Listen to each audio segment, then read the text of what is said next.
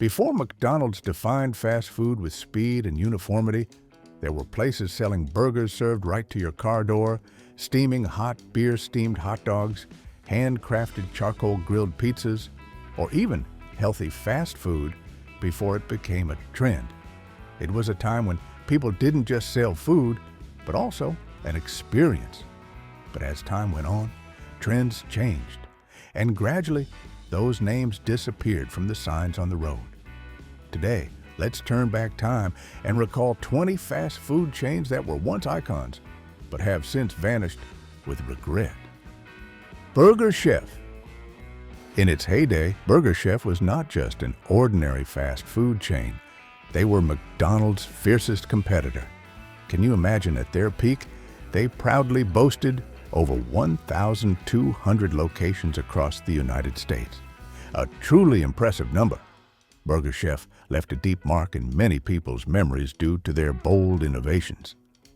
They were the pioneers in launching the first kids' meal, called the Fun Meal, which came not only with a toy but also special packaging, something we see in most large chains today. Remembering those days, the joy of opening a Fun Meal box and discovering the toy inside was truly an unforgettable experience. The most memorable, unique feature of Burger Chef was the Works Bar, a self-serve topping station that allowed customers to freely customize their burgers with countless toppings. You could add onions, pickles, tomatoes, and everything else you desired, transforming each burger into a personal work of art. This very uniqueness sparked the first burger war in American fast food history with their signature sandwich, the Big Chef. The fragrant smell of grilled meat, the sizzling sound of burgers on the grill, and the excitement of customizing your own meal all created a vivid picture in the minds of those who experienced it. Unfortunately, even giants face challenges at times. Burger Chef's downfall stemmed from poor management decisions in the mid-1970s and particularly its acquisition by General Foods. A company with little experience in restaurant operations faced significant difficulties managing a large chain like Burger Chef. As a result, by 1982, most Burger Chef locations were sold to Hardee's, and the name Burger Chef gradually disappeared from the American culinary map. Howard Johnson's. Howard Johnson's tastes like home. Howard Johnson's was once the largest restaurant chain in America for decades, an unmistakable icon on interstate highways. When you saw that orange roof, you knew it was time to stop. The feeling of traveling a long, tiring distance, stepping into a Howard Johnson's, smelling fresh coffee, steaming pancakes, and a cozy warmth filling the entire space. All of these created prominent memories deeply imprinted in the minds of many generations. One thing that made Howard Johnson's magical was their 28 legendary ice cream flavors, which existed half a century before Ben & Jerry's. Some customers even believed that Howard Johnson himself invented ice cream, though he never claimed to, but he certainly perfected it. The dining space was designed to provide a comfortable and familiar feeling, making it an ideal destination for families and travelers. However, the decline of Howard Johnson's paralleled the strong rise of the interstate highway system and faster fast food restaurants. Their sit-down restaurant model gradually became outdated as Americans preferred the speed and convenience of drive-through services. Demand changed, and Howard Johnson's was unable to adapt quickly enough.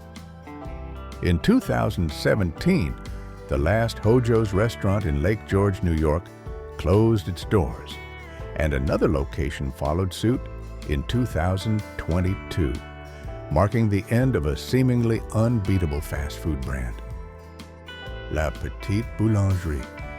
La Petite Boulangerie was a bakery on the West Coast where the air was always filled with the warm aroma of freshly baked bread, where you could feel the freshness in every bite.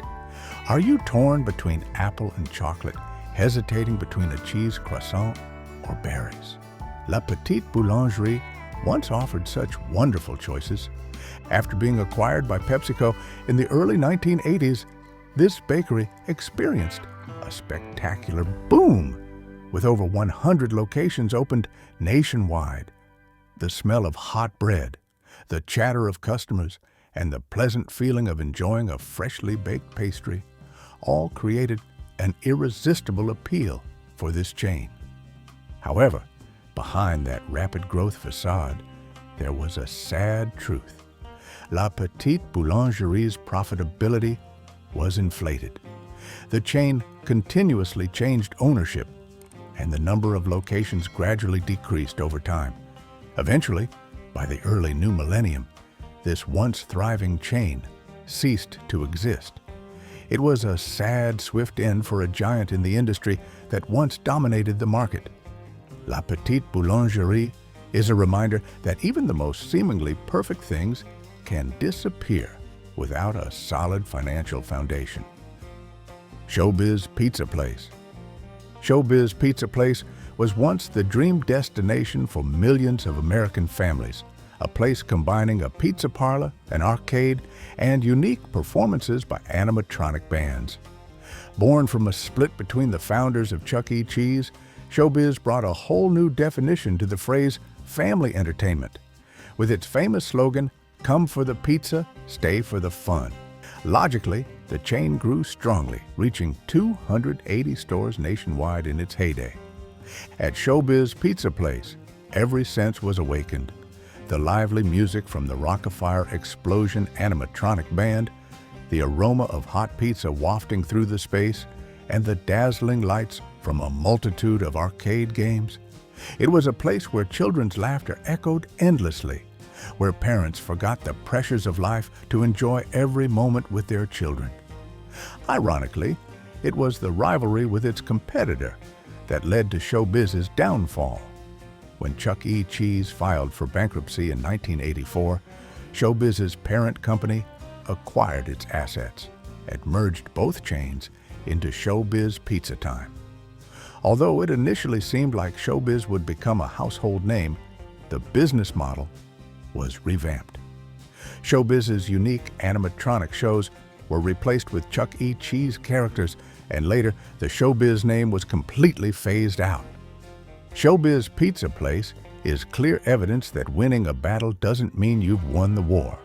Although they overcame their direct competitor, their brand ultimately dissolved. Red Barn. Red Barn. Just hearing the name evokes images of red barns with sloping roofs and small steeples, once widespread across North America. In the 1960s and 1970s, this restaurant chain grew strongly with over 400 locations, becoming an unmistakable icon in American food culture. But Red Barn wasn't just known for its architecture.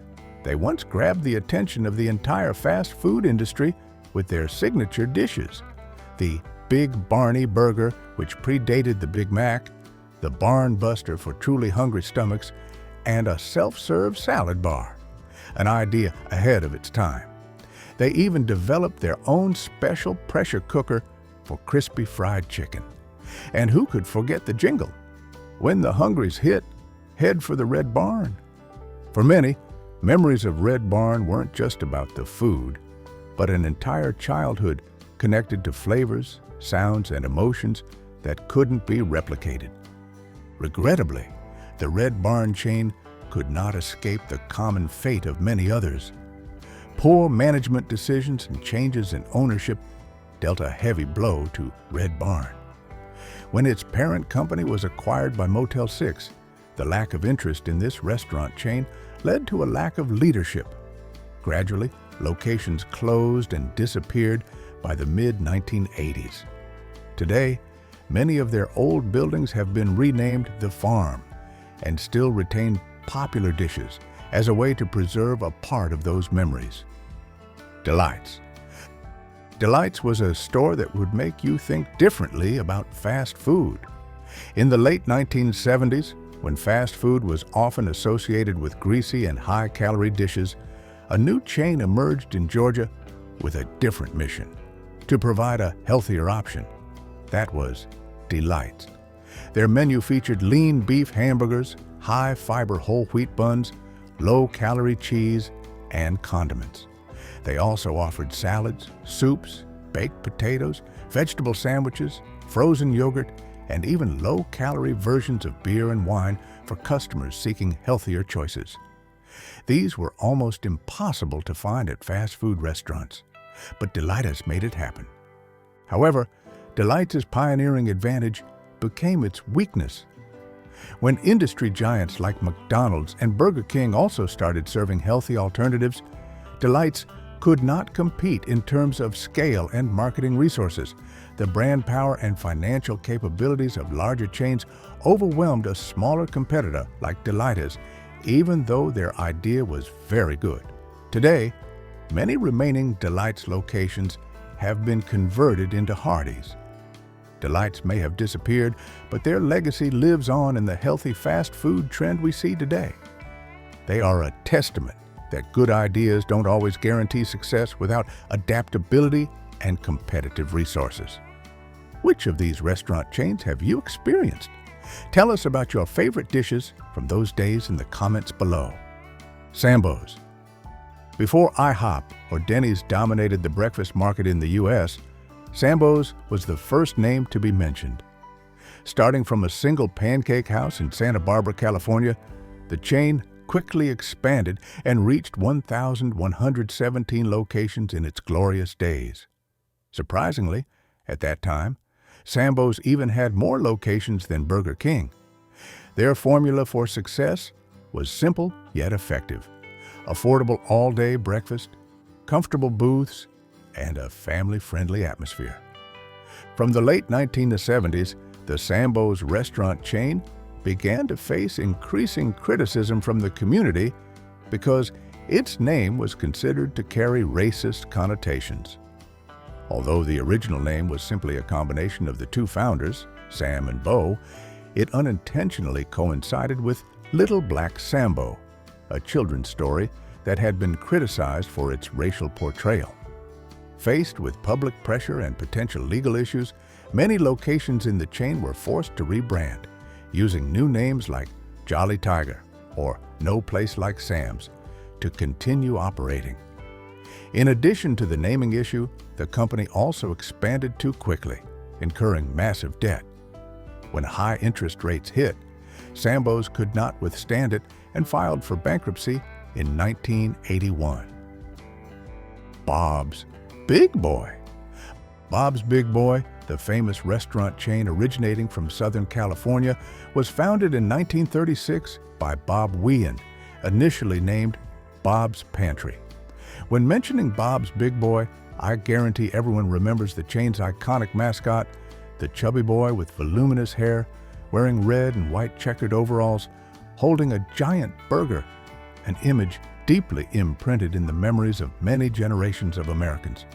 Bob Wheehan himself also created the chain's renowned Big Boy Hamburger, a three-decker hamburger with two patties, considered the world's first double-decker hamburger.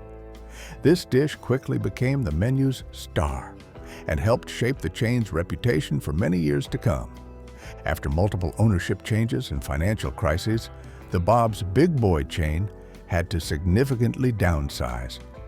After Marriott acquired the brand in 1967, Elias Brothers Group took over in 1987, but went bankrupt in 2000. The brand was then acquired by investor Robert Liggett Jr. and renamed Big Boy Restaurants International. Currently, the company only operates or franchises 77 restaurants in the U.S., primarily concentrated in Michigan, with a few scattered locations in California, Ohio, and North Dakota. Additionally, they still license 279 Big Boy restaurants operating in Japan. Interestingly, Frisch's Restaurants is also a licensee of the same name and trademark, operating or franchising 121 other Big Boy restaurants in the United States. Despite numerous ups and downs, Big Boy still maintains a significant presence, especially in certain regions and countries, demonstrating the enduring vitality of an icon. Lums. Lum's began as a small hot dog stand on the Miami coast in 1956, founded by brothers Stewart and Clifford Pearlman. With a cozy tavern-like atmosphere, dark wood paneling, glittering stained glass, Lum's offered a familiar feeling like dining in your own family kitchen. But what made Lum's famous was its renowned beer-steamed hot dogs. Diners didn't hesitate to drive for miles to enjoy the unique combination of hot dogs and the strong, fragrant aroma of beer. In addition, the Ollie Burger also attracted a large number of loyal fans.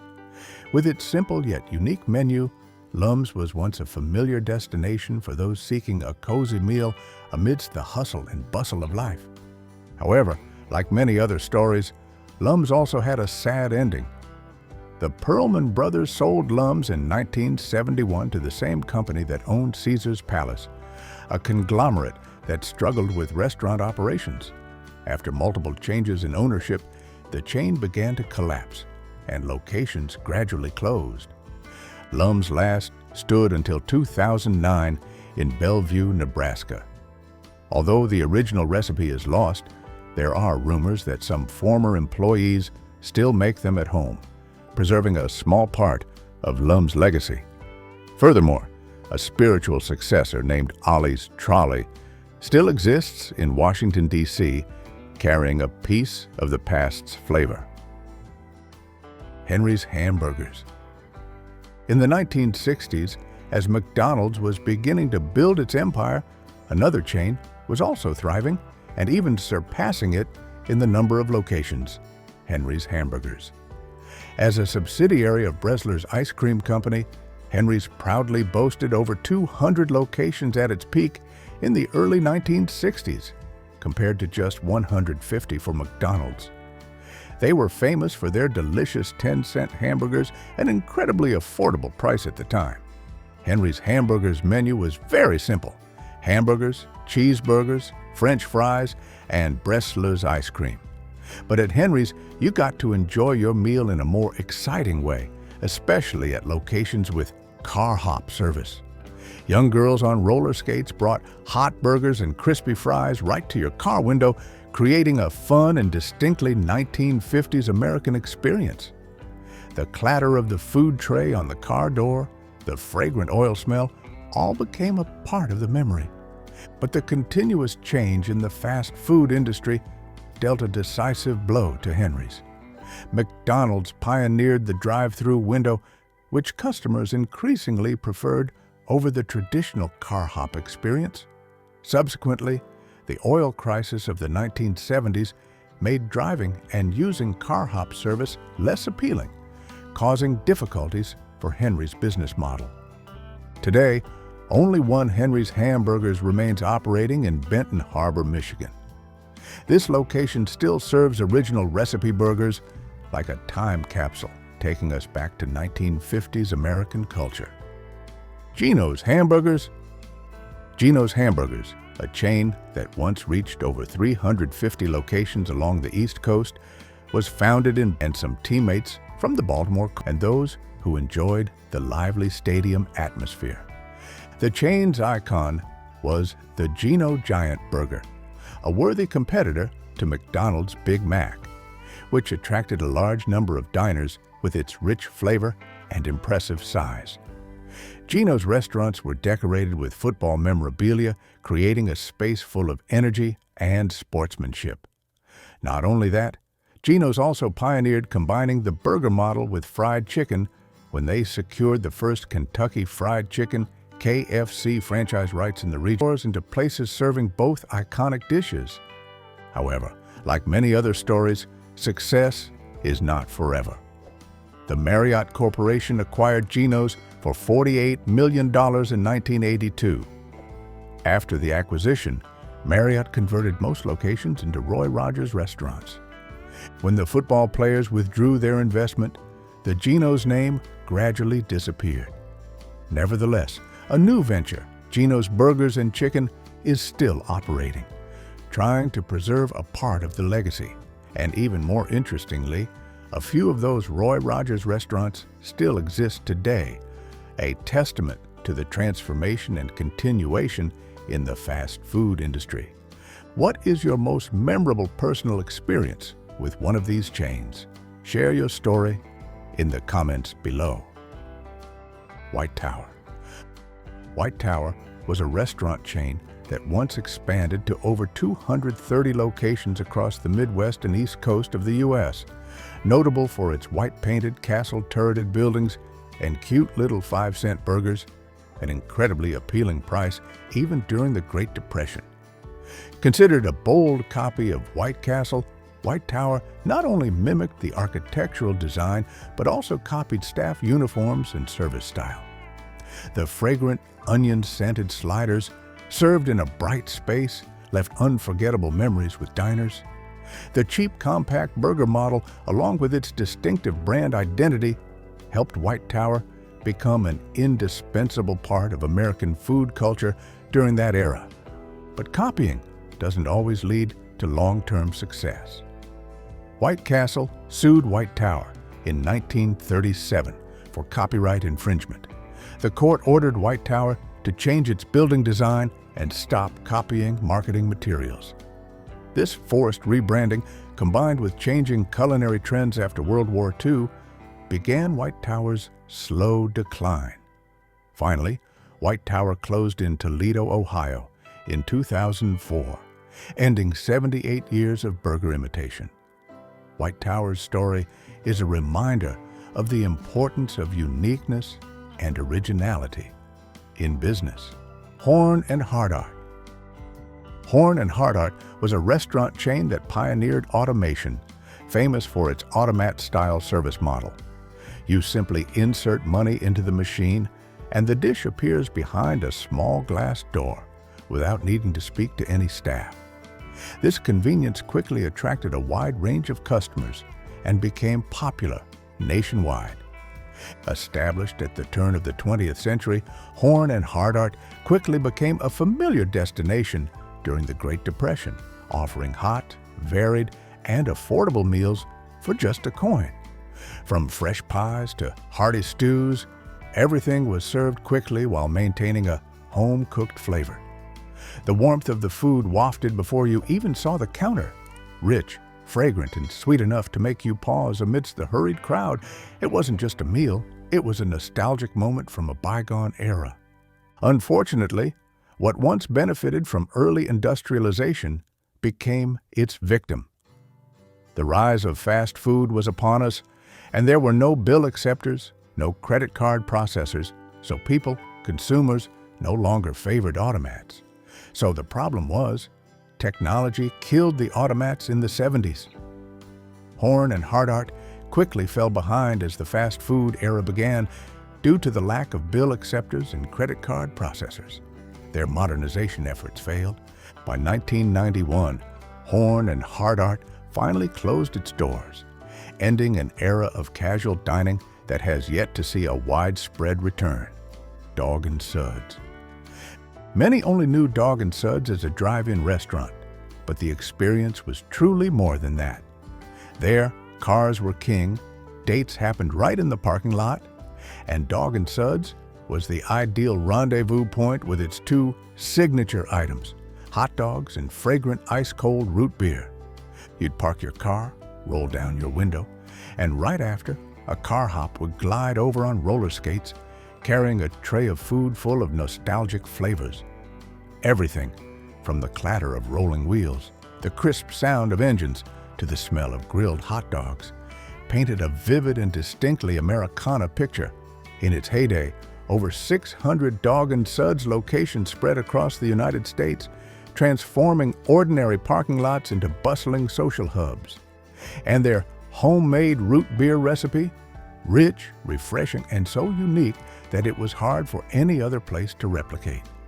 Dog and Suds didn't just sell food, it sold a feeling, a memory, an era that many still fondly recall. However, as car culture faded in the 1970s and was replaced by drive-through services, Dog and Suds began to struggle. The original owners sold the company, and under new management, the chain rapidly contracted.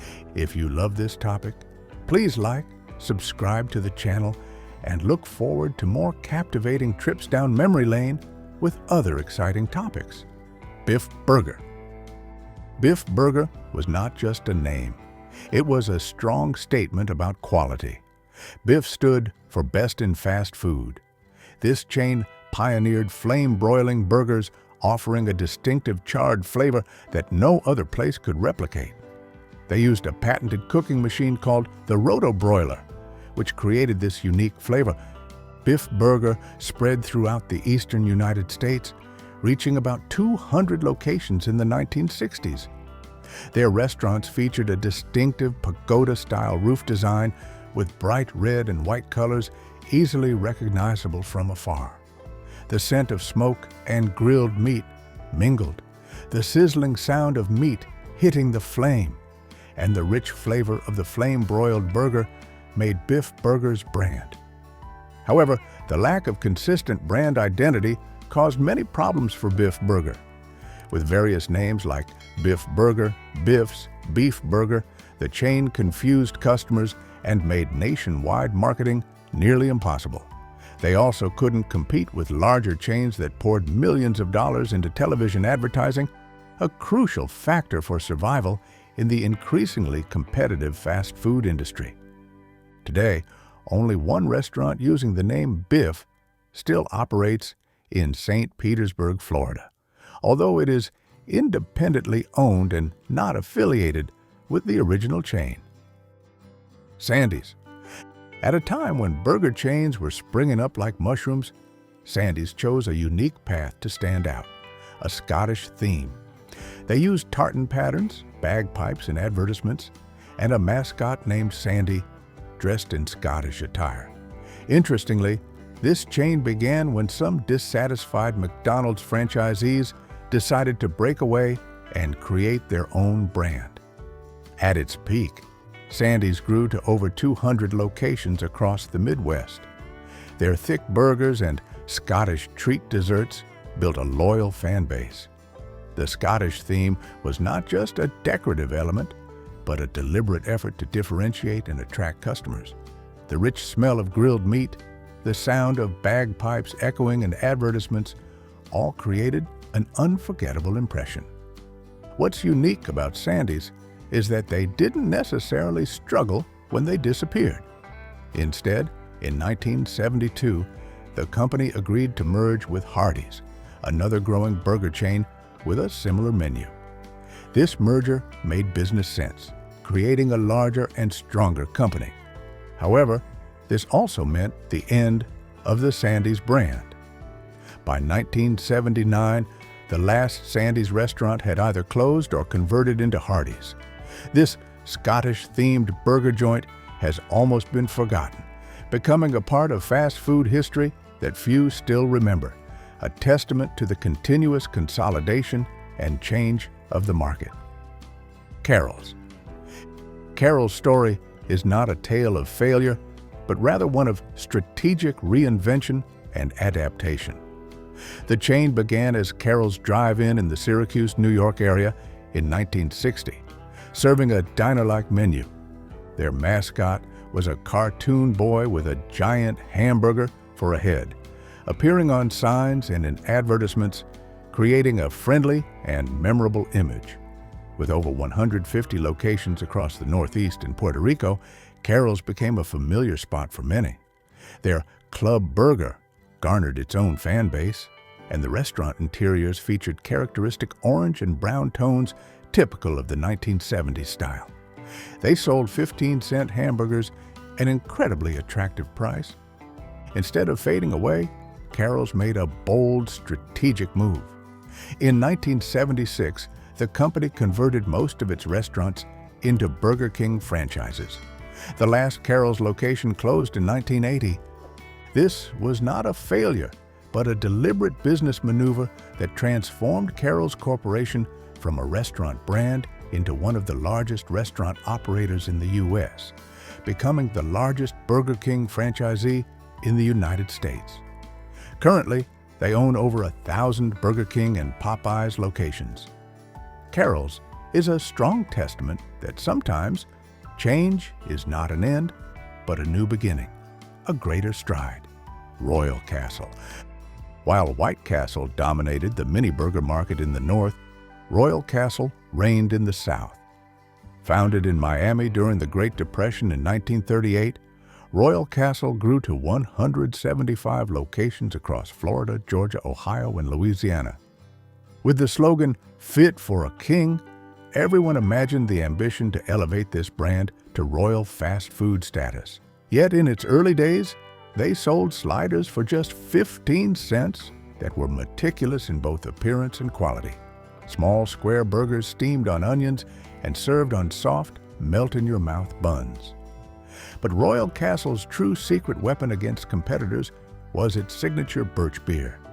The fragrant sautéed onion smell, the sweet taste of birch beer, and the familiar feeling of a simple yet delicious meal made Royal Castle a beloved destination. However, Royal Castle began to struggle in the 1960s when larger national chains expanded into their territory. The company was sold in 1969. Under new ownership, most locations closed throughout the 1970s. Today, only one authentic Royal Castle remains in Miami, still operating and serving those sliders and birch beer to nostalgic customers. Tops Drive-In. Tops Drive-In was more than just an eatery. It was a symbol of the golden age of American car culture. Flourishing brightly in the Midwest, this restaurant chain quickly became a favorite destination thanks to its huge, big boy-style double-decker burgers topped with special sauce and overflowing baskets of French fries. But what made Tops' soul went far beyond the food. It was the experience. You'd park your car, roll down your window, and a young car hop would glide over on roller skates, a food tray tilting to the rhythm of rock and roll music from the radio, the smell of grilled meat mingling in the air, the clatter of the metal tray against the car door, and the lively laughter of youth created a vivid picture, not just a meal, but a distinctly American slice of life that many still remember clearly. Unfortunately, the decline of drive-in culture in the early 1970s signaled the end for Tops. As Americans increasingly favored fast food restaurants with indoor seating and drive-through windows, the classic drive-in model began to seem outdated. By the late 1970s, almost all Tops locations had closed. Minnie Pearl's Fried Chicken. Minnie Pearl's Fried Chicken was one of the most spectacular collapses in fast food history, named after the famous country comedian Minnie Pearl. The restaurants featured the comedian's distinctive straw hat with a price tag dangling, a unique and memorable image. People used to say Minnie Pearl's chicken was so good it would make you lick your fingers clean. Of course, that was when they cooked it properly.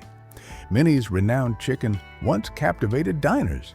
Crispy golden skin, rich flavor, one bite would make you want to come back for more. But that very thing also became a fatal weakness. The inconsistent quality disappointed many. Today might be a perfectly crispy piece of chicken, but the next day it could be a soggy drumstick, as if someone forgot to turn on the stove. Additionally, opening over 500 locations in just 2 years was also one of the causes of this chain's collapse. Most locations opened without proper training or quality control. The chicken recipe was not standardized, causing the chicken at each restaurant to taste different, a fatal flaw in the fast food industry. Most importantly, the accounting was so chaotic that the company was accused of securities fraud. By 1970, most locations had closed, and the company filed for bankruptcy in 1971. This spectacular failure is so famous that business schools have studied it as a classic case of how not to expand a restaurant chain.